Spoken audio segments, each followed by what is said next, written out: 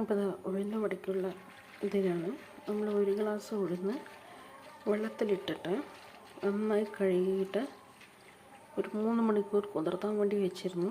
ആ ഉഴുന്നാണിത്. ഇതിനൊപ്പം നമുക്ക് കുറച്ച് കുറച്ചായിട്ട് അരച്ചെടുക്കാം ഉഴുന്ന വടയ്ക്ക്.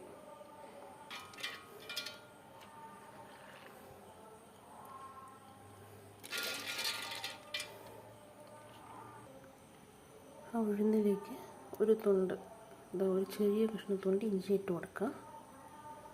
വേണമെങ്കിൽ ഒരു പച്ചമുളക് ഇട്ട് കൊടുത്തിട്ട് നമുക്ക് അരച്ചെടുക്കാം ഉഴുന്ന് വടയ്ക്ക്.